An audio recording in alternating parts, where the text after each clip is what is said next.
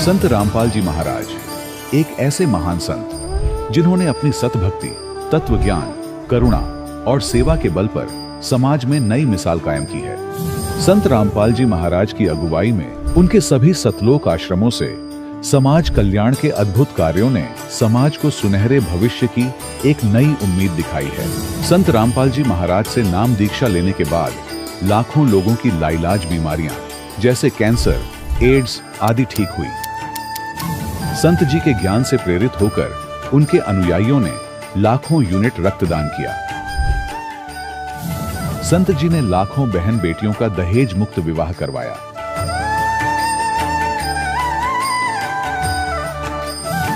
संत जी ने लाखों लोगों का नशा छुड़वाया, करोड़ों उजड़े परिवार बसे। संत जी के आश्रमों में समागम के दौरान निःशुल्क नेत्र चिकित्सा, दंत चिकित्सा प्रदान की जाती है। संत रामपाल जी महाराज द्वारा समय समय पर पर्यावरण संरक्षण के उद्देश्य से बड़े स्तर पर वृक्षारोपण किया जाता है। संत जी ने जरूरतमंदों को तत्काल राहत पहुंचाने के लिए एम्बुलेंस सेवा शुरू की। संत जी अपने अनुयायियों को देहदान के लिए प्रेरित करते हैं, जिससे मानवता की सेवा और चिकित्सा क्षेत्र में सुधार हो सके। संत रामपाल जी महाराज के सभी आश्रमों में हर रोज निःशुल्क भंडारा आयोजित किया जाता है, जहां हर वर्ग, हर जाति और हर धर्म के लोग एक साथ बैठकर भोजन करते हैं।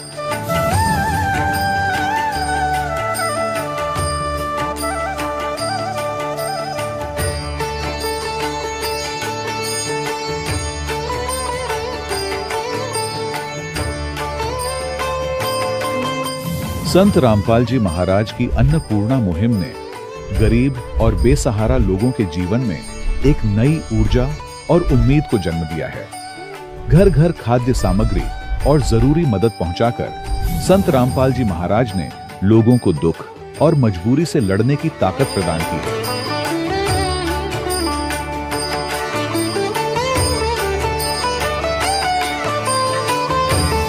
संत रामपाल जी महाराज द्वारा गरीब लोगों के लिए घर बनवाने का अद्भुत कार्य एक ऐसी मिसाल कायम कर रहा है जो सदियों सदियों संत जी की उदारता और दया भावना के तौर पर जाना जाएगा।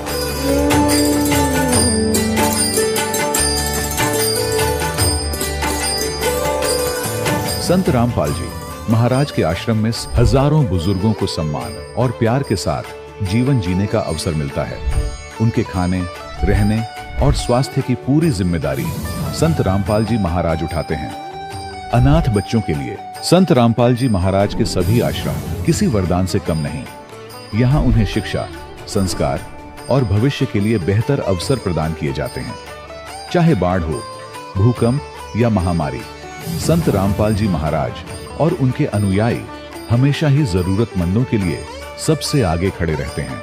कोविड महामारी के दौरान संत रामपाल जी महाराज के आश्रमों से करोड़ों लोगों के लिए भोजन, दवाइयां और जीवन रक्षक सामग्रियां उपलब्ध कराई गई। चाहे गरीब की मदद हो या किसी शोषित और पीड़ित वर्ग के हक और सम्मान की लड़ाई, संत रामपाल जी महाराज ने हमेशा ही उनकी दबी आवाज को सरकारों तक पहुंचाया है और उन्हें उचित न्याय दिलवाने में अहम भूमिका अदा की है। समाज में आध्यात्मिक और सामाजिक मूल्यों के प्रति जागरूकता लाने में संत रामपाल जी महाराज हर कदम पर मानवता के सच्चे सेवक साबित हुए हैं। संत रामपाल जी महाराज का जीवन हमें सिखाता है कि सच्ची सेवा वही है जो निस्वार्थ भाव से की जाए। आइए हम भी इस महान सेवा के कार्य में इस महान संत से जुड़ें और संत रामपाल जी महाराज से नाम दीक्षा लेकर अपने जीवन को धन्य बनाएं।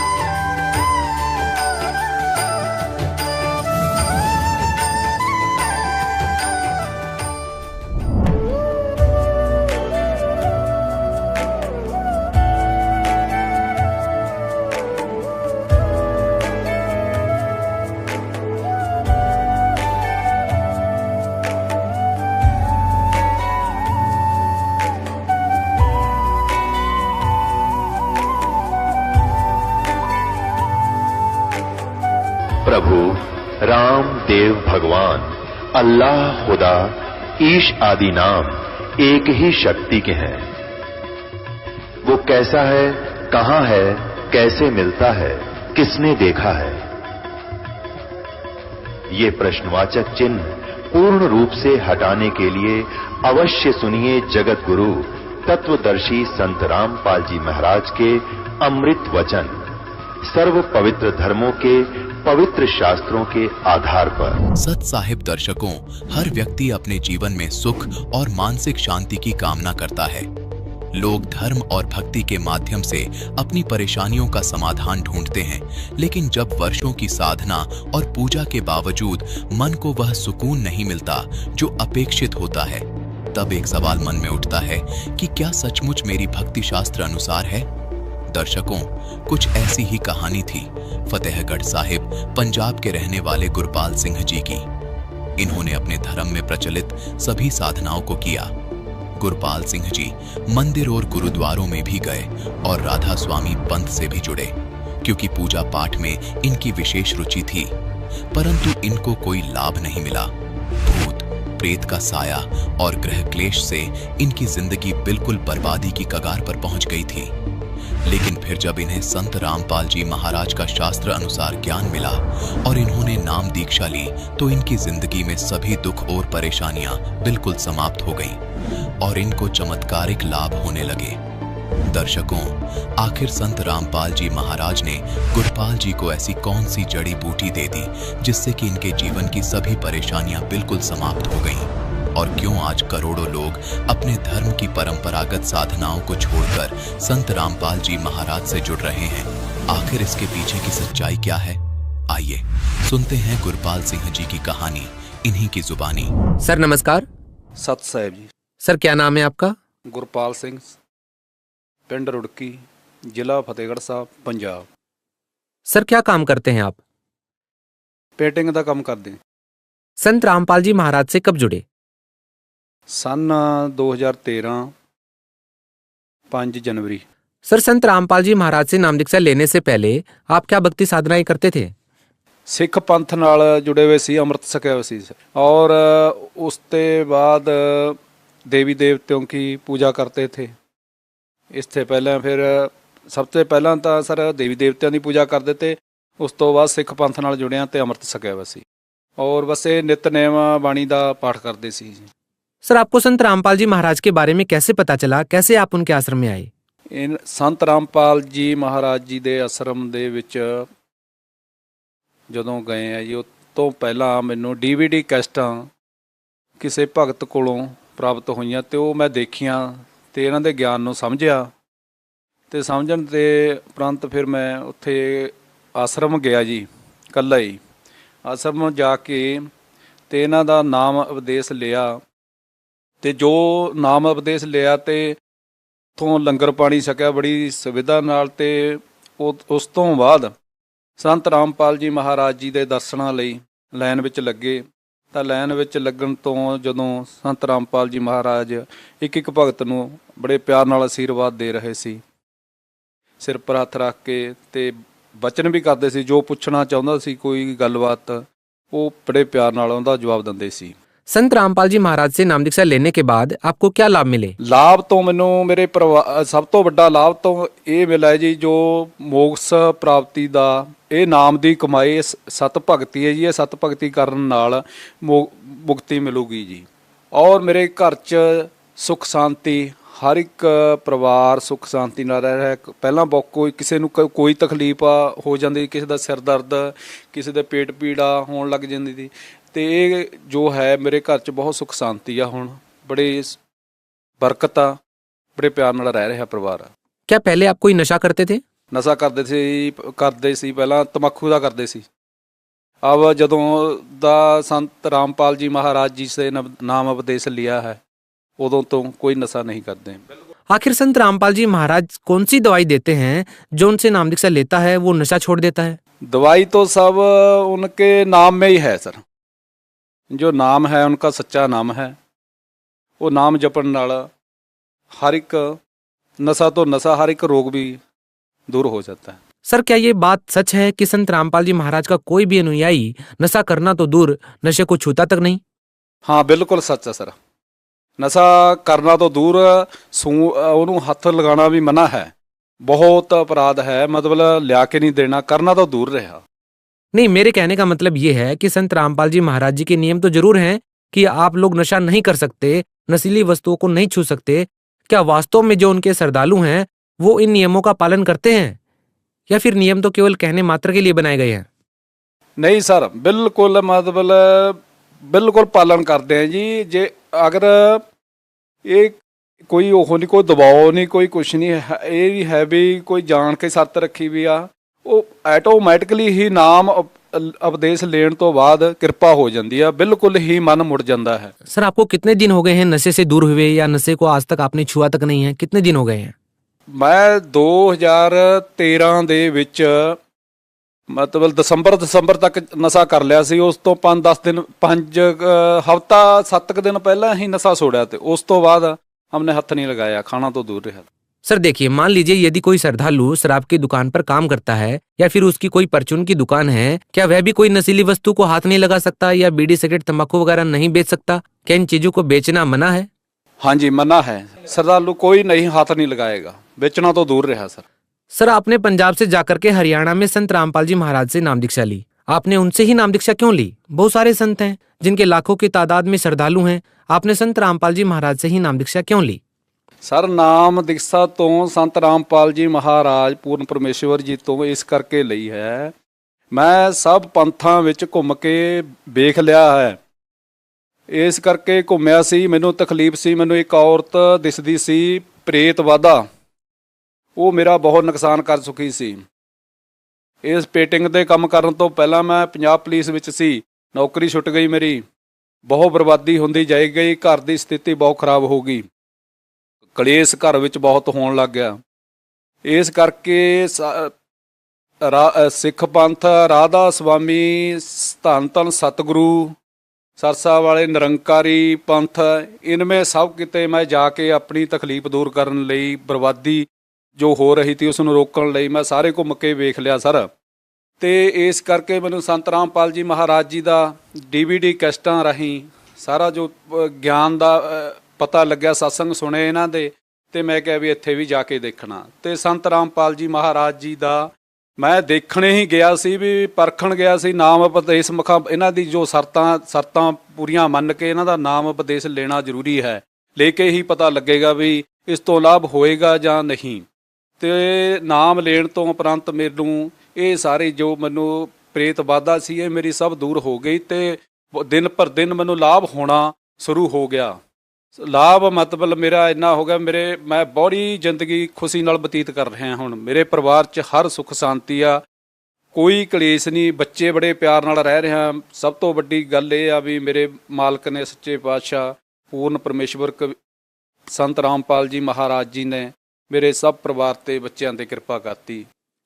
सर देखिए, आपने बड़ी ही आसानी से कह दिया कि आप हिंदुस्तान में बहुत सारे संतों के पास, आपने बहुत ही प्रसिद्ध जो धर्मगुरु हैं आज के दिन, जिनकी बहुत ही बड़ी तादाद में श्रद्धालु हैं, अनुयायी हैं, उनके पास भी जाकर के आपने देखा, लेकिन आपको कोई भी लाभ नहीं मिला। आप संत रामपाल जी महाराज की शरण में आते हैं और उनसे आपको लाभ मिल जाता है।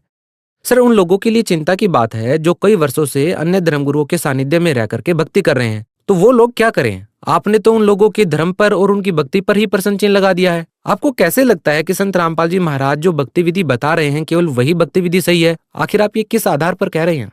वो इस आधार पर कह रहे हैं सर, वेद मिलाओ, बाइबल मिलाओ, गीता मिलाओ। जो गीता नूं मनदा गीता नूं पढ़े। ते जदों संत रामपाल जी महाराज जी का चैनल ते सत्संग आउंदा है उदों ਉਂਗਲ ਲਾ ਕੇ ਇੱਕ ਇੱਕ ਸ਼ਬਦ ਸਮਝਾ ਰਹੇ ਹੁੰਦੇ ਨੇ ਸੰਤ ਰਾਮਪਾਲ ਜੀ ਮਹਾਰਾਜ। ਉਦੋਂ ਆਪਣੀ ਤੁਸੀਂ ਬਾਈਬਲ ਜਾਂ ਗੀਤਾ ਜਾਂ ਕੋਈ ਗ੍ਰੰਥ ਨੂੰ ਪੜ੍ਹਨ ਵਾਲਾ ਜਾਂ ਕੋਈ ਸਰਸੇ ਵਾਲਿਆਂ ਦੀਆਂ ਕਿਤਾਬਾਂ ਨੇ ਮਹਾਰਾਜ ਜੀ ਦੀਆਂ ਉਹਨਾਂ ਨਾਲ ਮਿਲਾ ਕੇ ਦੇਖੋ, ਉਹਨਾਂ ਦਾ ਕਿਸੇ ਦਾ ਨਾਮ ਨਹੀਂ ਇਹਨਾਂ ਨਾਲ ਮਿਲਦਾ ਜੀ। ਇਹਨਾਂ ਦਾ ਨਾਮ ਜੋ ਕੋਈ ਆਪਣਾ ਰੱਬ ਪਾਉਣਾ ਚਾਹੁੰਦਾ ਹੈ ਜਾਂ ਮਾਰਗ ਦੇ ਸੱਚੇ ਮੁਕਤੀ ਦੇ ਮਾਰਗ 'ਤੇ ਮੁਕਤੀ ਚਾਹੁੰਦਾ ਹੈ ਕਰਾਉਣੀ ਆਪਣੀ ਸੱਚੇ ਦਿਲੋਂ, ਤਾਂ ਉਹ ਇਸ ਗ੍ਰੰਥਾਂ ਦੇ ਪਿੱਛੇ ਪਵੇ ਤੇ ਇਹਨਾਂ ਦੇ ਸਤਸੰਗ ਨੂੰ ਬੜੇ ਪਿਆਰ ਨਾਲ ਸੁਣੇ ਤੇ ਜਦੋਂ ਪਰ ਇਹਨਾਂ ਤੋਂ ਤੁਸੀਂ ਨਫ਼ਰਤ ਨਾ ਕਰੋ। ਮੈਂ ਇਹਨਾਂ ਨੂੰ ਕਹਿੰਦਾ ਰਾਧਾ ਸੁਆਮੀ ਪੰਥ ਵਾਲੇ ਆ, ਚਾਹੇ ਭਾਈ ਸਰਸਾ ਵਾਲੇ ਆ ਮਹਾਰਾਜ ਜੀ ਦੇ, ਚਾਹੇ ਨਿਰੰਕਾਰੀ ਆ, ਚਾਹੇ ਸਿੱਖ ਪੰਥ ਨਾਲ ਜੁੜੇ ਹੋਏ ਆ, ਪਰ ਨਫ਼ਰਤ ਨਾ ਕਰੋ। ਬੜੇ ਪਿਆਰ ਨਾਲ ਇਹਨਾਂ ਦੇ ਸਤਸੰਗ ਨੂੰ ਸੁਣੋ। ਇਹਨਾਂ ਦਾ ਜਿਹੜਾ ਮਤਲਬ ਨਾਮ ਆ, ਕੋਈ ਇਹ ਨਹੀਂ ਕਹਿ ਸਕਦਾ ਬਈ ਗ੍ਰੰਥ ਦੇ ਪ੍ਰੂਫ ਨਾਲ ਪ੍ਰੂਫ ਆ ਪੂਰਾ, ਹਰ ਇੱਕ ਗ੍ਰੰਥ ਦੇ ਨਾਲ ਇਹਨਾਂ ਦਾ ਨਾਮ ਜੋ ਕਹਿ ਰਹੇ ਨੇ ਮਿਲ ਰਿਹਾ ਹੈ, ਪਰ ਗ੍ਰੰਥਾਂ ਦੇ ਵਿੱਚ ਇਹ ਨਾਮ ਲਿਖਿਆ ਵਾ ਨਹੀਂ ਹੈਗਾ। ਜੇ ਤੁਸੀਂ ਕਹੋ ਵੀ ਲਿਖਿਆ ਵਾ ਇਹ ਗ੍ਰੰਥਾਂ ਦੇ ਵਿੱਚ, ਤੁਸੀਂ ਗ੍ਰੰਥਾਂ ਨੂੰ ਰੱਬ ਨਾ ਮੰਨ ਕੇ ਚੱਲੋ, ਪਰ ਜਿਹੜਾ ਨਾਮ ਆ ਉਹ ਗੁਰੂ ਇੱਕੋ ਹੁੰਦਾ ਪੂਰਾ ਸੰਸਾਰ ਤੇ। ਇਹ ਹੁਣ ਤੁਸੀਂ ਮੰਨ ਕੇ ਚੱਲੋ ਮੇਰੇ ਭੈਣ ਭਰਾਵੋ ਪਿਤਾਵੋ, PhD ਦੀ ਪੜ੍ਹਾਈ ਆ, PhD ਦੀ ਪੜ੍ਹਾਈ ਨੂੰ ਹਰ ਇੱਕ ਇਨਸਾਨ ਨਹੀਂ ਕਰ ਸਕਦਾ ਹੈਗਾ ਜੇ ਚਾਹੀਏ।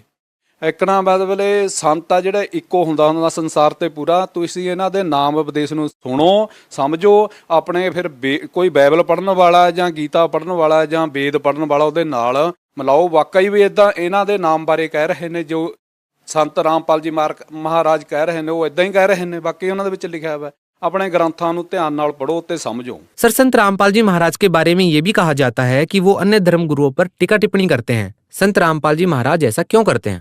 नहीं सर, वो टिप्पणी किसी ते नहीं करते, वो सच बोल रहे हैं जी। जो वेद कह रहे हैं, गीता कह रही है, कुरान कह रही है, उन्हां दी कोई अपने कोल तो अपनी तरफों बुक नहीं छपाई भी हैगी। तुसीं अपने अपने घर च लिया के रखो, जिस धर्म नूं मनदे हो तुसीं, हर एक धर्म की बुक छपी भी आ, वेद रखो।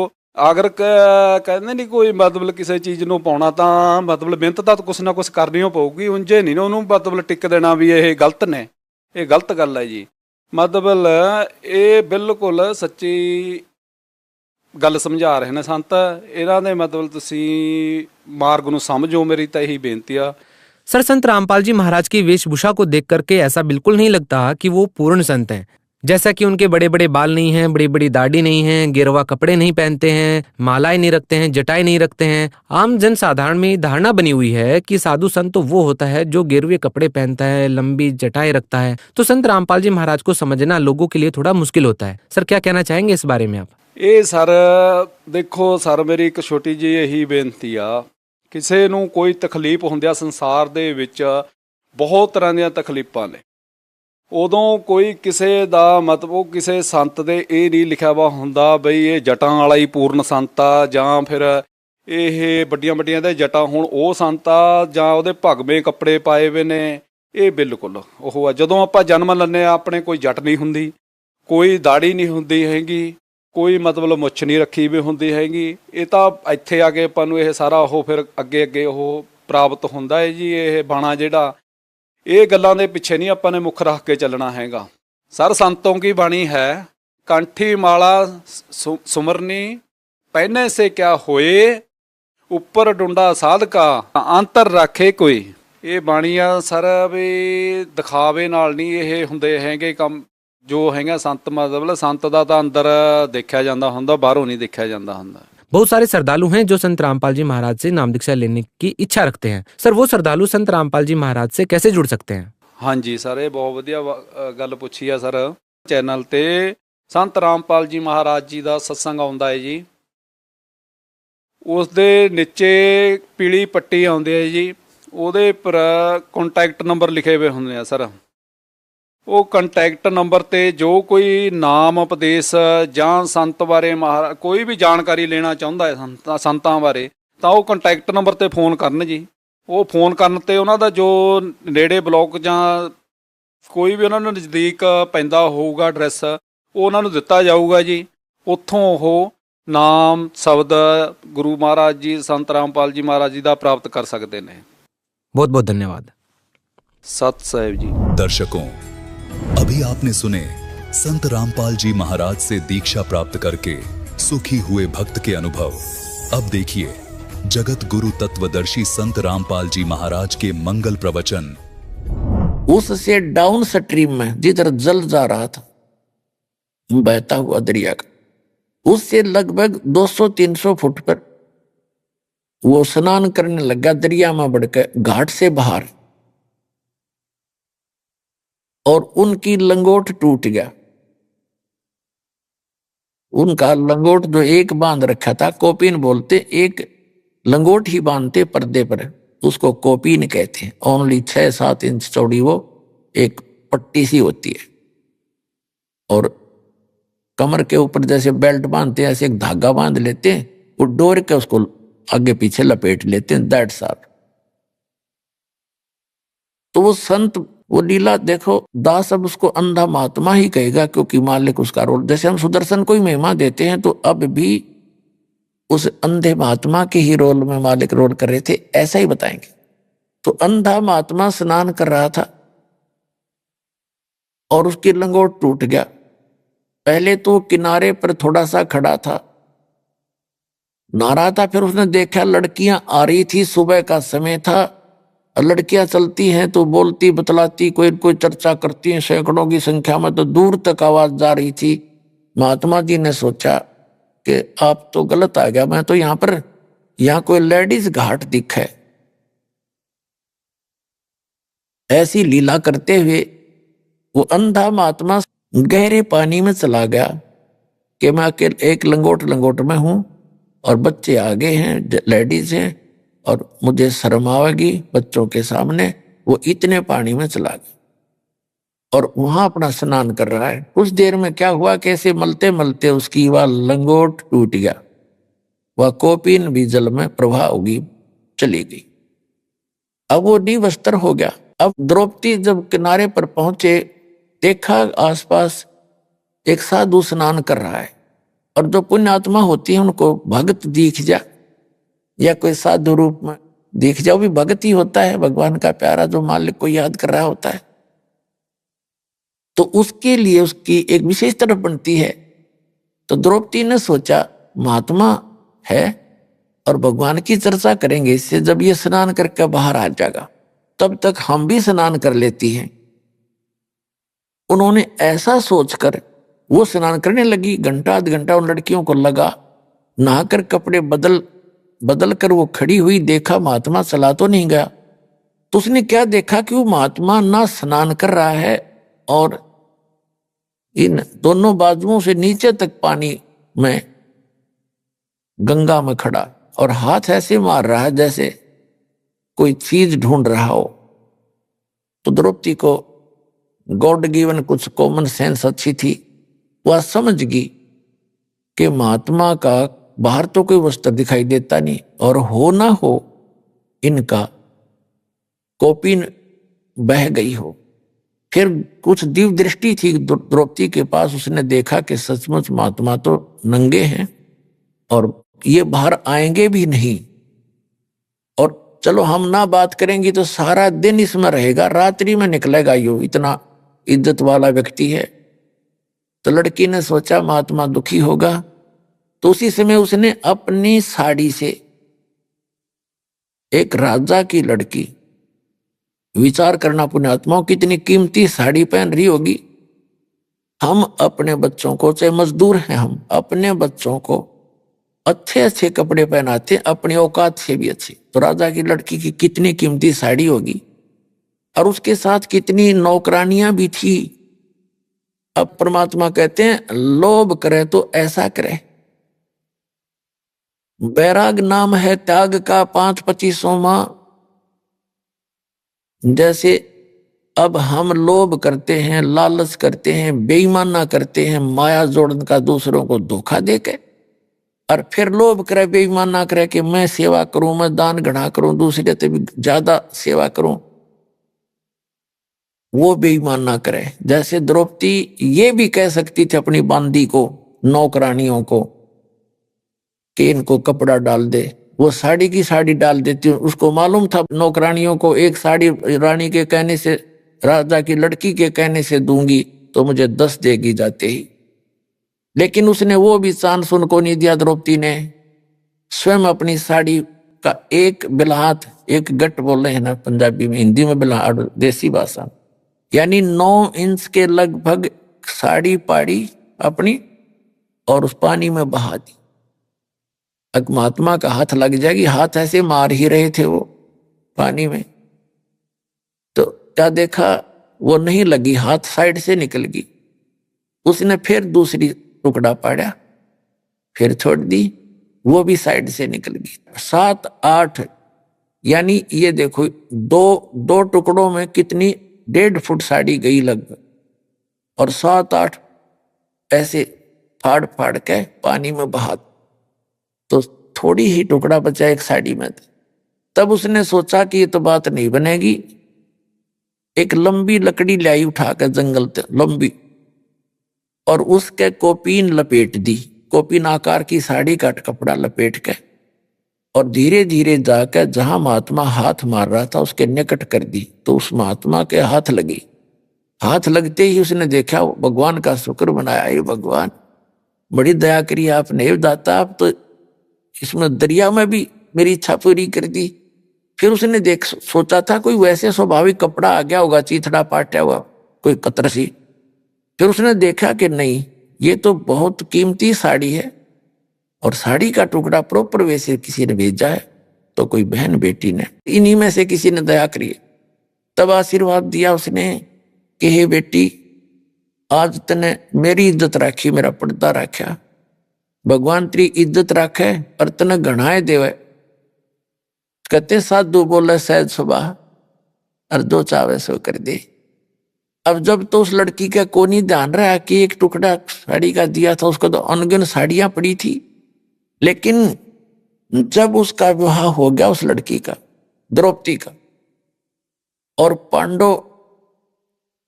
पांडव जो है राज हार गए जुए में कौरवों से, और अंत में चाल खेली, क्योंकि एक दिन द्रौपदी ने, राजा युधिष्ठिर ने उसका शीशे का महल बनाया था, शीश महल, उसमें शीशे लगा रखे थे, और दुर्योधन को आमंत्रित किया।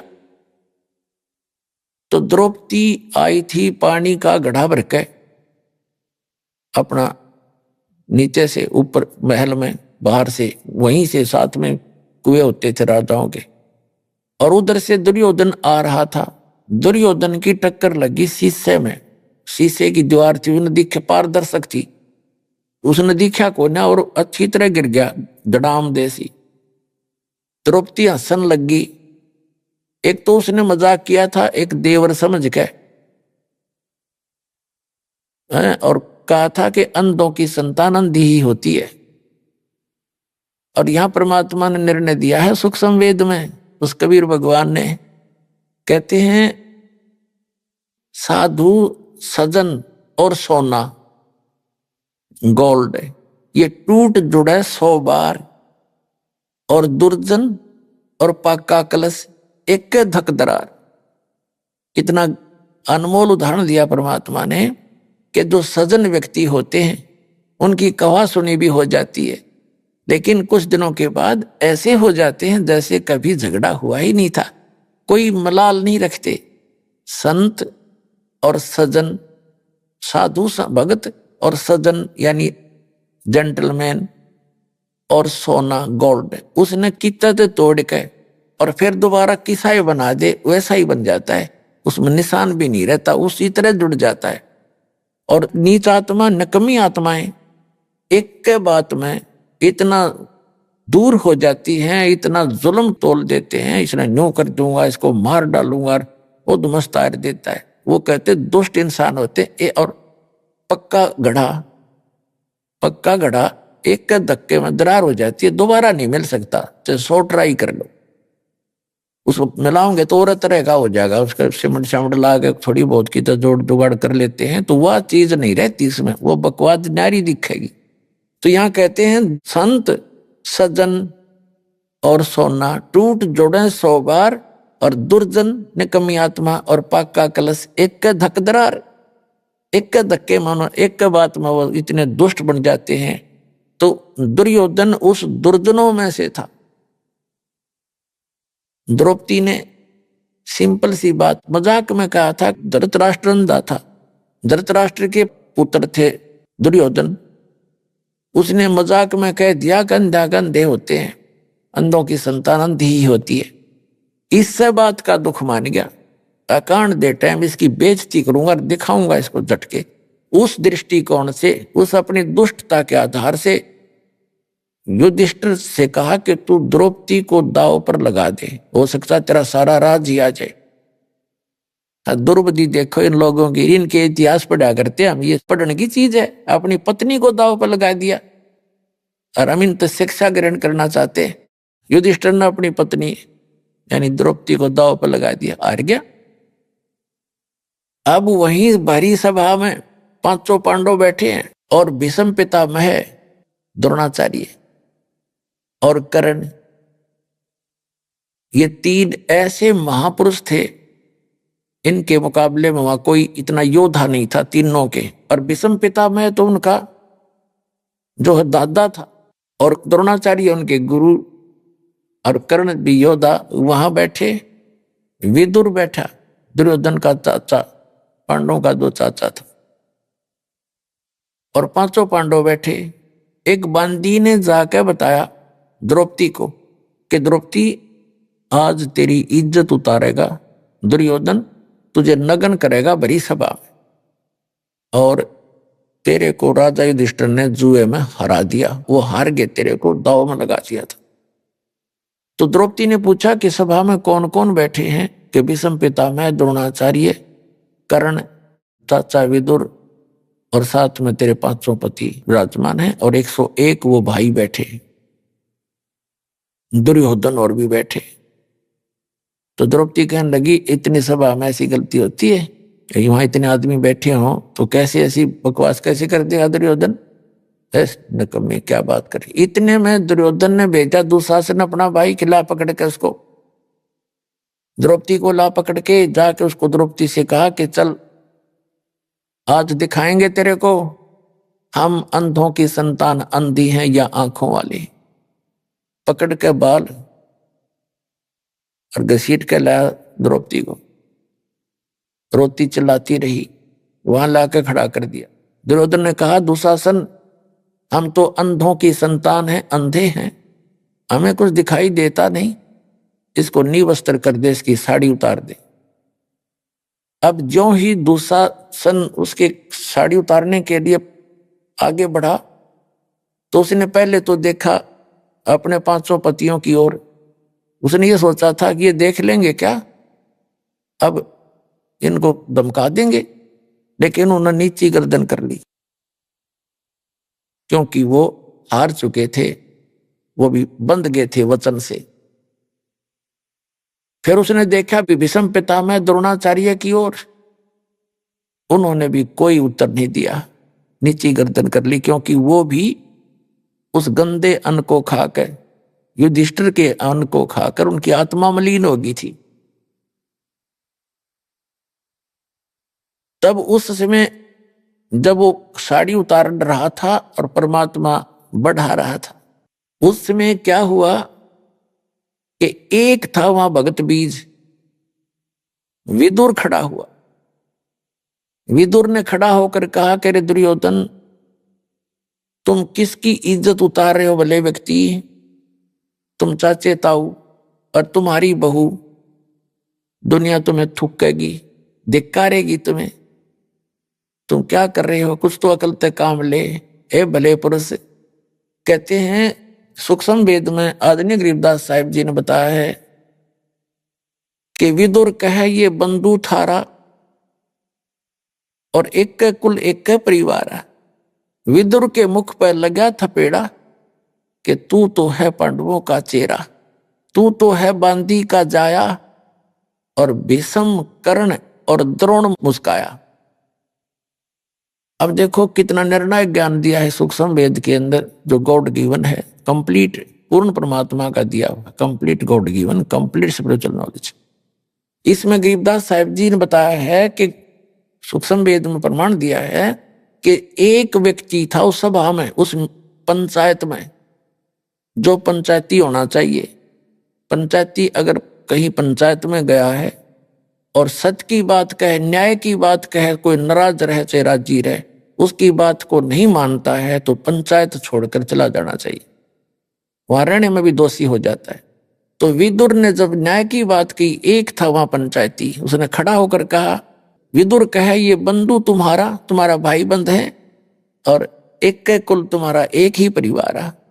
विदुर के मुख पर लगा थपेड़ा, दुशासन ने थप्पड़ मारा अपने चाचा के, और तू तो है इन पांडवों का चमचा, तो इनका इनने की तरफ बोलता हमेशा ही। कहते हैं तू तो है बांदी का जाया, क्योंकि विदुर की उत्पत्ति एक बांदी से हुई थी। तो उस बात पर जब दुशासन ने ये कहा कि तू तो है बांदी का जाया, भीष्म, द्रोण और कर्ण मुस्काया। वो तीनों योद्धा भीष्म पितामह, द्रोणाचार्य और कर्ण कहते हैं दांतरे काटे, दांतरे हंसे, जबकि उनको खड़ा होकर कहना चाहिए था निकम्मे, खबरदार जतन तेरा अपने चाचा का हाथ लगा दिया, तेरे जैसा दुष्ट नहीं, निकम्मी आत्मा, और सभा छोड़ देनी चाहिए थी। कहते वो हंसे इस बात पर जब उन्होंने न्यो कहा तू तो बांदी से उत्पन्न है ना, तेरी तो ऐसी ही गुलामों वाली ही वृत्ति है और तो इनका चमचा है। इस बात पर वह तीनों हंसे, जबकि गुरु पद पर बैठा व्यक्ति हंस रहा इस बात पर। देखकर अरे इन इतिहासों को पढ़ा करते हमारी श्याम कल्याण चाहते थे और समाज सुधार चाहते थे। तो कहते हैं जब द्रौपदी ने देखा विदुर चला गया उठ के, अब द्रौपदी ने देखा ये तीनों हंस रहे इस बात पर। अब पुण्यात्माओं, जो दास ने कथा सुनाई थी गज और गरा की, हाथी और मगरमच्छ की, जब तक उन्होंने अपने अंगे का प्रयोग किया वह दुखी रहे, और जब उन्होंने मालिक याद किया तो फैसला हो गया उनका। तो हम जब तक अपनी बकवादों में अपना अंगा प्रयोग करेंगे मालिक दूर रहे से, और जब हम उस मालिक को याद करेंगे, यहां संसारिक साथी तरह कोई आपका कोई साथ नहीं देगा। आप देख लेना, हमने तो खूब आजमा रखा है। जब हम मालिक की शरण में आते हैं तो उसी को पुकारें। जब द्रौपदी ने जब सारे उसके देख लिया कि कोई भी संसारिक सहयोग तुझे नहीं मिल रहा है, तब मालिक याद आया। अब देखो आपत्ति में सब पुकारे हैं, सब ने पहले माँ बाप ने याद करें, फिर हे भगवान बचाइए, लेकिन उनकी पुकार नहीं सुनी जाती क्योंकि उनके पूर्व जन्म का कोई संस्कार नहीं होता। अब वो एक बिलहात 1 9 इंच का दिया हुआ कोपीन का कपड़ा सुपात्र को कुपात्र को दिया हुआ दान भी विफल होता है। तो सुपात्र को दिया हुआ वो नेसेसिटी थी उसकी, जैसे मेरे साथ दुआन रहे हैं और कपड़े मांगते हैं और सामने बेच कर दारू पी ले, ऐसे दुष्टों को दिया हुआ तो यूजलेस है वो। तो ऐसे स्थान पर दिया हुआ टुकड़ा अब कहाँ काम आया। जैसे द्रौपदी ने वहां से पुकारा, उसकी आत्मा की पुकार गई ऊपर धर्मराज के दरबार में। ऑटोमेटिक सिस्टम है यहाँ का। अब तो आपको और आसानी तो समझ में आ जाएगा, इंटरनेट वगैरह लग गए, समझदार मालिक ने पहले याद आया न्योय करी है कि अध्यात्मक मार्ग तो इससे और एफिशिएंट है और बहुत ज्यादा सुपीरियर है इससे। तो यहां से पुकार गई ऊपर, एकदम वहां घंटी बजती है जबरदस्त। जब जिसी पर आपत्ति आती है ऑटोमेटिकली उस आत्मा का अकाउंट खुल जाता है और धर्मराज का उस पर ध्यान जाता है कि इस लड़की पर ये आपत्ति आई, इस आत्मा पर, तो वो ये देखता है इसका कोई ऐसा संस्कार है जिससे मैं इसकी मदद करवा सकता हूं। तो उसने क्या देखा कि ये एक अंधे महात्मा को कपड़ा दिया लड़की ने, और उसका फिर बेनिफिट देखा उसी में कंप्यूटर में, उसमें देखा इसमें तो कितना ही दिया जा सकता है। तो वहां से रिफ्लेक्ट होकर वो उसकी पुकार कहां आती है। जैसे श्री कृष्ण रूप में उनके गुरुजी थे द्रौपदी के, श्री कृष्ण जी। श्री कृष्ण जी तो द्वारका में अपनी पत्नी रुक्मणी के साथ वहां शतरंज खेल रहे, और वहां से वो रिफ्लेक्टेड आई पुकार शक्ति, एकदम श्री कृष्ण जी पासे डालना चाहा। जैसे शतरंज खेलते हैं ना, पासे होते हैं इनके, और उसमें बोलते हैं पासे डाल के, कोई पौ 12, कोई कच्चे 11, पक्के 12, पक्के 18, ऐसे। तो जो ही श्री कृष्ण जी ने पासे डाले, एकदम हाथ उसका ऐसे होगा आशीर्वाद की तरह, ऐसे अकड़ गया और कहा अनंत। हाँ, वो कृष्ण जी नहीं बोल रहा था उसमें, वो तो वहां से रिमोट से परमात्मा ने उसे अनंत को वहां से, जैसे आजकल ये प्रोग्राम रिले होते हैं इंटरनेट माध्यम से, इलेक्ट्रॉनिक मीडिया बन गया है। एक यहाँ छतरी आ जाती है एक गाड़ी पर लगी हुई, और यहाँ से टेलीकास्ट वहां करते और वहां से घूम कर यहीं फिर देख लेते हम। तो ऐसे वहां से ऑटोमेटिकली श्री कृष्ण में आई वो पावर, एकदम उसका हाथ ऐसे हो गया अनंत। तो रुक्मणी ने हाथ पकड़ा कि इन पासा खेलते समय, शतरंज खेलते समय अनंत का क्या मतलब है, हार गया ना। कहते हैं रुक्मणी कर पकड़ा मुस्काई, आसन लागी, अनंत कहा वो को समझाई। यो अनंत जो आपने बोला इसका क्या मतलब है बता। तब श्री कृष्ण कहता है कि दुशासन ने द्रौपदी पकड़ी। अब श्री कृष्ण ने ना पता तो वो पावर कोई और बुला रही थी उसको अपने रिमोट से। दुशासन ने द्रौपदी पकड़ी और मेरी भगत सकल में सिखरी, यानी सबसे टॉप मोस्ट है हमारे जो भक्ति करता है। मेरी भगत सकल में सिखरी, जय अमरी भक्ति, हमारा भगत पिछोड़ी होई तो हमारा नाम न ले वह कोई। जब हमारा भगत हार गया, उसकी हीनता होगी तो भगवान का नाम लेने वाला कोई रहेगा नहीं। फिर कृष्ण जी तो वहां लग गया खेलन, पासे इतना कुछ कह सुन के नो प्रमाणित करने के लिए मैंने यहां से कुछ और शक्ति ने किया। और कहते हैं तंदे ही से पासा डारी, श्री कृष्ण जी तो वहां शरीर से खेल रहे हैं पासे, और पहुंचे सुख समरूप मुरारी। वो सब का धारण पोषण करने वाला। अब इन सब सदग्रंथों से मेल करके आपके समझ में आवेगी कि यो खेल हो कहां से रहा है। जगत का पेखना पेख्या, धनी का नाम ना लेखा।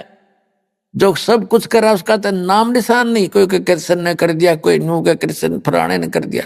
इन कृष्ण और पापड़ा ना हुआ। जब दुर्वासा ने श्राप दे दिया था 56 करोड़ यादव कटका मर गए, और श्री कृष्ण के पोते पोत्र पड़पोते सारे मर गए उसकी आंखों के सामने, और स्वयं तीर से मारा गया। तब ना करा श्री कृष्ण जी ने, तो हमारी बुद्धि काम में ना कर थी, क्योंकि हमने इनकम्प्लीट नॉलेज सुना हुआ था। अब जैसे जगत का पेखना पेख्या, धनी का नाम ना लेखा, हमने एक दूसरे का सिर कर रखे, उसने न्यू कर दिया, उसने उसे कर दिया है। जो करने वाला उसका कितना नामो निशान नहीं।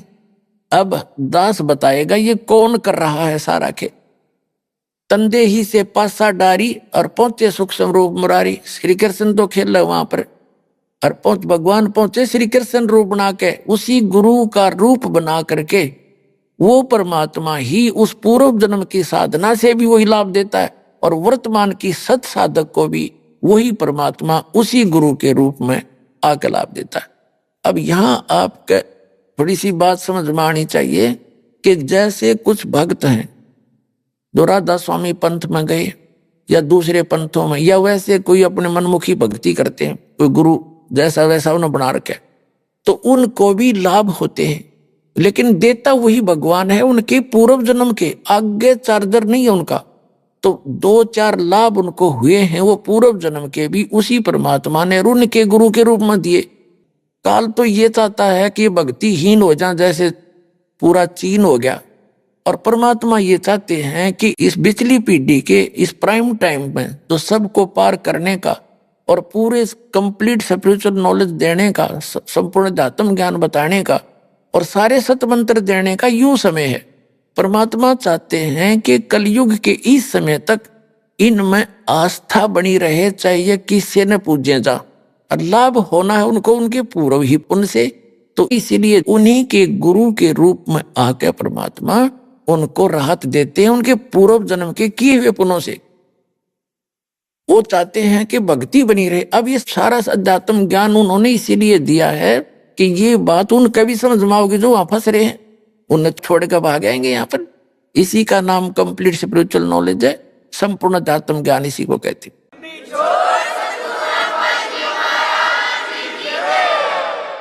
तो कहते हैं श्री कृष्ण जी का रूप बनाकर सूक्ष्म रूप, और परमात्मा पीछे खड़े हो गए और ऐसे आशीर्वाद कर दिया। कहते हैं पहुंचे सूक्ष्म रूप मुरारी, खेचत खेचत खेच कसीसा, खूब जोर लाके खेच रहा है दुशासन। खेचत खेचत खेच कसीसा, सिर पर बैठे हैं जगदीशा। कहते हैं द्रौपदी को कोपिन दईरे, बढ़ गए अंत पारे, तो खेचत खेचत खेच कसीसा, सिर पर बैठे हैं जगदीशा। द्रौप सुता को चीर बढ़ाए, शंख शंखों पार नहीं पाए। अब दुशासन साड़ी खींच खींच के इतना योद्धा था, कहते हैं 10,000 हाथियों की ताकत दुशासन के अंदर। जैसे आजकल तो हॉर्स पावर से गिनते हैं, उसमें एलिफेंट पावर गिनी जाती थी। इतना ताकतवर। और द्रौपदी कमल के फूल जैसी, परमात्मा की शरण में सत भक्ति, वो मालिक की पूर्व जन्म की साधक थी, इस जन्म की अभी तक उसको मदद मिल रही थी। लेकिन नहीं समझ में आती इन प्राणियों के, तो फिर परमात्मा ने वो अनंत बढ़ा दिया। दुशासन पसीनम पसीना हो गया, इतना तगड़ा योद्धा। तो फिर बताया परमात्मा ने आकर के द्रौपदी को दीन ने लीर जाके अंत बढ़ाए चीर। वो तो बात आई गई हुई। दुशासन थक के बैठ गया, भाई कोई पता नहीं के जादू कर दिया इसने, तो ये जादू कहने लग जाते हैं फिर जो कर्महीन इंसान। फिर द्रौपदी अपने घर चली गई, बात वहां खत्म हुई। अब कुछ दिन के बाद श्री कृष्ण जी आए। श्री कृष्ण जी से द्रौपदी ने कहा, है भगवान, जब मेरे सारे संसारिक सहारे खत्म हो गए थे, मेरे पति भी मदद करने योग्य नहीं रहे थे, और भीष्म पितामह द्रोणाचार्य और कर्ण जी ने भी मेरी मदद नहीं करी, और ये मेरी ऐसी समस्या आ गई थी, भगवान आपको याद किया, आपने मेरी लाज रखी। हे परमात्मा, मेरे कौन से कर्म का फल था? अब कृष्ण जी को तो याद भी कोई ना, उस पता भी नहीं था वहां की हो रहा उसकी गेल घटना। पुणात्मा यहाँ समझना चाहिए आपने कि वो करने वाला कौन था। तब द्रौपदी ने बताया ऐसे ऐसे हो गया था, सब ने बताया कि बड़े कमाल किया आपने, तो गुरु का नाम लिया जाता है, करता भगवान ये। पांडवों के गुरु भी श्री कृष्ण जी थे, तो श्री कृष्ण जी को दिव्य दृष्टि थी, क्योंकि पुण्य कर्मी प्राणी हैं और परमात्म पद प्राप्त है इनको। 3 लोक के प्रधान है, एक विभागीय मंत्री हैं, इनमें इतनी दिव्य दृष्टि होती है। उन्होंने दिव्य दृष्टि से देखा कि हो द्रौपदी, आपने जब आप कंवारी थी अपने पिता के घर पे एक बार स्नान करने गई थी, तो एक अंधे महात्मा के कोपीन बह गई थी जल में, और आपने अपनी साड़ी पाड़ के और उसको कोपीन दी थी। उस एक छोटे से कपड़े का वो फल है तुझे, जिस कारण से भगवान ने तेरी साड़ी बढ़ा दी। अब द्रौपदी उस बात को याद करती है, हे भगवान, हे परमात्मा, एक लीर यानी एक छोटे से टुकड़े के कारण मेरे हो गए चीर अपार, और जब मैं पहले जानती तो सर्वस देती वार। जब मुझे पहले पता होता ऐसा महापुरुष है, उस पर फिदा हो जाते, पता नहीं नाम लेते, उसे ज्ञान लेते हैं और कुर्बान हो जाते। मैं सर्वस देती वार, मुझे नहीं मालूम था वो इतने महापुरुष थे। एक छोटे से कपड़े के दान करने से आज मुझे इतना लाभ मिला। तो पुण्यात्माओं, आज आपको वो स्थान प्राप्त है, थोड़े से दान का असंख्यों गुणा मिलेगा, और थोड़ी सी भक्ति का आपको असंख्य गुणी भक्ति डिपॉजिट होगी।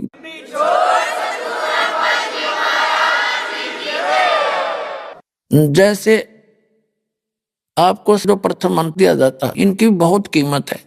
श्वास का जो मंत्र है, एक बार जो सतनाम और सारनाम आपको दिया जाता है, एक बार श्वास वो श्वास से सिमरण करने का इतना लाभ है, इतनी कीमत है, इतनी वैल्यू है इसकी, कि जैसे एक तखड़ी के तराजू में पृथ्वी लोक पूरा,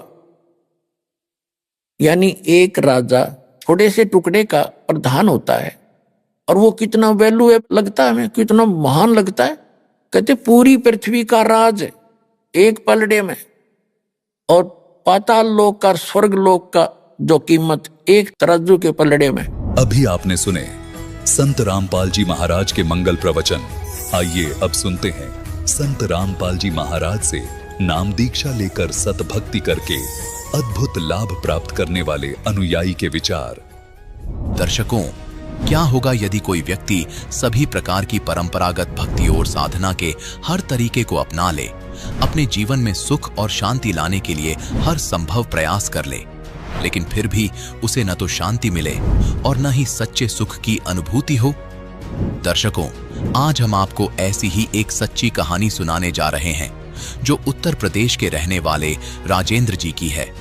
राजेंद्र जी पहले हिंदू धर्म में प्रचलित भक्ति साधनाओं का पालन किया करते थे, लेकिन इसके बावजूद न तो इन्हें शारीरिक सुख मिल पा रहा था और न ही मानसिक शांति।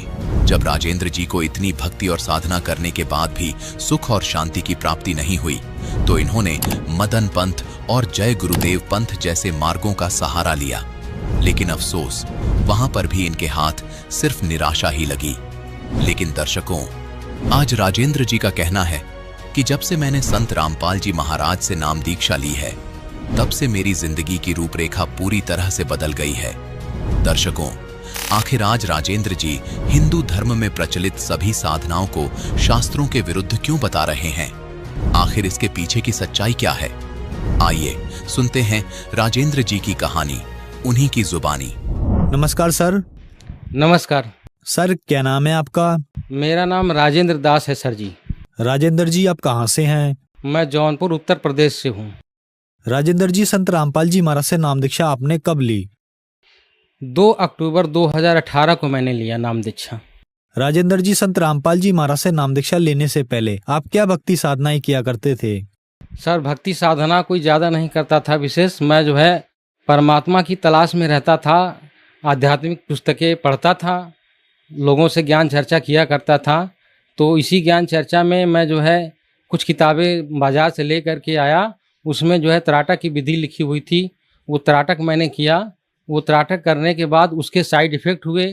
साइड इफ़ेक्ट में मुझे तरह तरह की समस्याएं, परेशानियां आई, दिमाग डिस्टर्ब रहने लगा, दिमाग सही नहीं रहता था। उसके बाद फिर जो है एक हमारे मित्र ही मिल गए, वो मदन पंथ से जुड़े हुए थे। तो उन्होंने कहा चलो ठीक है, वहाँ चलते हैं, आपको दिखाते हैं, तो वहाँ देख लो, ठीक लगे तो मैं वहाँ पर नाम वहाँ का लिया। मदन पंथ से जुड़े रहे, लगभग 2.5-3 साल तक मैं जुड़ा रहा। इन 2.5-3 सालों में काफ़ी मैंने जो है उनके बताए विधि से करता रहा। उसमें जो है ऐसे सिद्धांत थे उनके कि जो हमको कबीर साहब के सिद्धांत से मेल नहीं खाता था, क्योंकि वो कहते थे तो कबीर साहब का ही ज्ञान है सब, लेकिन वो परमात्मा को साकार निराकार से परे बताया करते थे। यानी परमात्मा ना तो साकार है ना निराकार है। वे यहीं पर ऊपर सर पर 10वां द्वार बताते थे, यहाँ पर ध्यान करो, फिर यहाँ से आप बाहर हो जाओगे, परमात्मा को प्राप्त कर जाओगे। तो ये चीज़ें मैं करता भी था, क्योंकि मुझे ज्ञान तो था नहीं। तो वहाँ पर मैंने जब पूरा अनुभव हो गया कि भाई यहाँ कुछ नहीं मिलेगा मुझे, तो फिर मैं छोड़ दिया उसको। तो एक दिन हमारे दूसरे मित्र थे जो जय गुरुदेव पंथ से जुड़े हुए थे, तो वो मित्र जो है मुझे कहे कि जय गुरुदेव पंथ वहाँ चलो और आपको जो है वहाँ से नाम दिलवा देता हूँ। तो फिर वहाँ गया, वहाँ मैंने नाम ले लिया। जो 5 नाम था, निरंजन, ओंग, रारंग, सोहंग, सतनाम, ये 5 नाम वहाँ से मैंने लेकर के जपा। और वो मथुरा के तुलसीदास जी जो जय गुरुदेव के नाम से प्रसिद्ध थे, वहाँ से मैंने नाम लिया। तो उसके बाद फिर जो है वो नाम जप रहा था, मैंने वही उन्हीं को सुप्रीम मान रहा था। मैंने उनको सबसे ऊपर गुरु समझ रखा था। तो भक्ति चल रही थी ऐसे ही। मैंने वो 12 साल तक भक्ति किया। राजेंद्र जी, आपने बताया कि आप मदनपंथी पंथ में जुड़े हुए थे और उसके बाद आप जय गुरुदेव पंथ में जुड़े, तो फिर संत रामपाल जी महाराज की शरण में आने का क्या कारण बना? कारण ये बना कि इन पंथों से जुड़ने के बाद जो इनका ज्ञान था, जो भक्ति थी, उससे मैं संतुष्ट नहीं था। कारण क्या था कि एक दिन मैं यूट्यूब पर सदगुरु रामपाल जी महाराज का सत्संग देख रहा था। तो उसमें वो जो है जय गुरुदेव पंथ के बारे में बता रहे थे। तो वो 5 नाम काल के हैं, और ये जो है जो भक्ति करता है वो काल के लोक में जाएगा संत रामपाल जी महाराज के सत्संगों के द्वारा। तो मैं समझ गया कि मेरी भक्ति ये गलत है, और उन्होंने प्रमाण सहित दिखाया था। तो उसमें जो है फिर जुड़े रहने का कोई औचित्य नहीं था, क्योंकि मैं मोक्ष चाहता था और मुझे सच्चे गुरु की तलाश थी। तो इसलिए जो है मैंने संत रामपाल जी महाराज के अन्य सत्संगों को भी देखा। तो वो सारे सत्संग जब देखते देखते मुझे पता चला कि हमारे शास्त्रों में, वेद में, गीता में, कुरान में कुछ और बातें लिखी हुई हैं जो इन सब गुरुओं ने गलत बता रखा है, गलत साधना बता रखा है। तो इसलिए मैं समझ गया कि गुरु जी यानी संत रामपाल जी महाराज जी का ज्ञान सही है और मुझे इनकी शरण लेनी चाहिए। तो मैंने इनसे नाम दीक्षा ले लिया। राजेंद्र जी, संत रामपाल जी महाराज की शरण में आने के बाद आपको क्या लाभ मिले? सर जी, मुझे संत रामपाल जी महाराज से नाम दीक्षा लेने के बाद हमें अपरंपार मानसिक सुकून हुआ। और जो लाभ हुए, एक लाभ ये है कि मेरे किडनी में 5 पथरी थी। वो 5 पथरी मुझे बहुत तकलीफ देती थी। पेशे से मैं स्वयं डॉक्टर हूँ और मैंने सारी की सारी दवाइयाँ ले कर के देख लिया। करीब 2 साल तक लगभग दवा लेता रहा, कोई लाभ नहीं हुआ था। अन्य हमारे मित्र डॉक्टर थे, उनसे भी मैंने संपर्क किया, उनसे भी राय लेकर के दवाइयाँ लिया।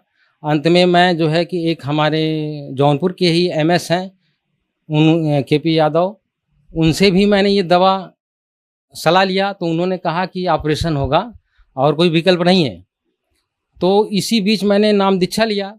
तो जब मैंने भक्ति करना शुरू कर दिया, तो भक्ति के बाद, नाम लेने के बाद, संत रामपाल जी महाराज से जब मैंने भक्ति नाम ले लिया, तो उसके बाद फिर जो है हमारे किडनी में जो दर्द था वो समाप्त हो गया। आज तक कोई दर्द नहीं हुआ, समस्या हमारी सॉल्व हो गई।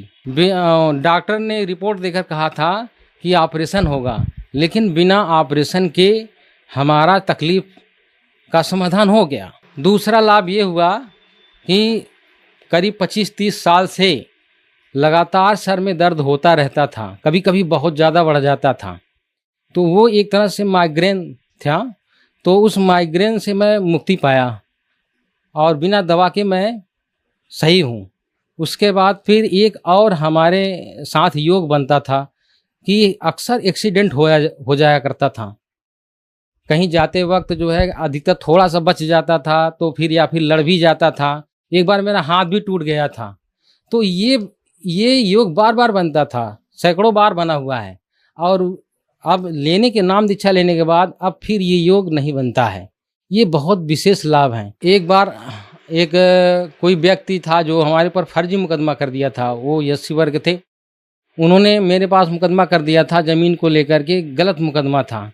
वो मैंने संत रामपाल जी महाराज से प्रार्थना लगाया, मन ही मन दंडवत प्रणाम करके कहा कि हमें इस फर्जी मुकदमे से मुक्ति दिला दो। तो परमात्मा हमारे संत रामपाल जी महाराज ने ऐसी कृपा की कि वो उसको ही सब गांव वाले समझाने लगे कि मुकदमा तुमने गलत किया है, उनके ऊपर से हटा लो। तो वो व्यक्ति जो है मुकदमा फिर वो ख़त्म कर दिया। आज फिर वो मुकदमा नहीं चल रहा है मेरे ऊपर। तो ये भी लाभ हमारे साथ हुए। राजेंद्र जी, आप एक डॉक्टर हैं और संत रामपाल जी महाराज के अनुयायी बताते हैं कि संत रामपाल जी महाराज की शरण में आने के बाद उनकी बड़ी से बड़ी बीमारी ठीक हो जाती है। तो जहां मेडिकल साइंस फेल हो जाता है, डॉक्टर उनको मना कर देते हैं, और संत रामपाल जी महाराज की शरण में आने के बाद वह बीमारी ठीक हो जाती है। ऐसा कैसे संभव हो पा रहा है? क्योंकि परमात्मा कबीर साहब की बताई हुई ज्ञान को संत रामपाल जी महाराज बताते हैं। वो परमात्मा के ज्ञान को बता कर के उनके अनुसार उनकी बताई भक्ति विधि को बताते हैं। और उस भक्ति विधि से जो भी भक्ति करेगा उसको लाभ होगा। कैंसर क्या किसी भी तरह की समस्या का समाधान हो जाएगा। इस वजह से साइंस जहाँ खत्म हो जाती है वहाँ इन भक्ति से लाभ होने लगता है। राजेंद्र जी, संत रामपाल जी महाराज से नाम दीक्षा कैसे ली जा सकती है?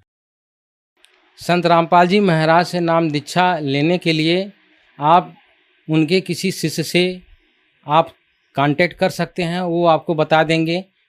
जगह जगह नाम दान सेंटर खुले हैं, वहाँ वो पहुँचा भी देंगे, वहाँ से ले सकते हैं। दूसरा ये, आप जो है जब उनके सत्संग चलते हैं अन्य चैनलों पर, तो आप एक नीचे चलती हुई पट्टी दिखाई देगी जिसमें नंबर कुछ आपको दिखाई देंगे।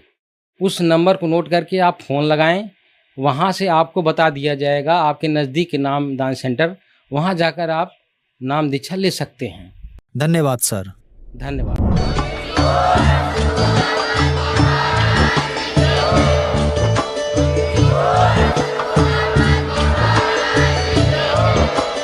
आप सुन रहे थे जगत गुरु तत्वदर्शी संत रामपाल जी महाराज जी के मंगल प्रवचन। अधिक जानकारी के लिए विजिट कीजिए हमारी वेबसाइट www.jagatgururampalji.org। संत रामपाल जी महाराज जी के शुभ आशीर्वाद से पूरे विश्व भर में 500 से भी ज्यादा नाम दीक्षा केंद्र हैं, जिन पर संत रामपाल जी महाराज जी द्वारा ऑनलाइन निशुल्क नाम दीक्षा दी जा रही है। अपने नजदीकी नाम दीक्षा केंद्र का पता करने के लिए संपर्क करें 8222880541।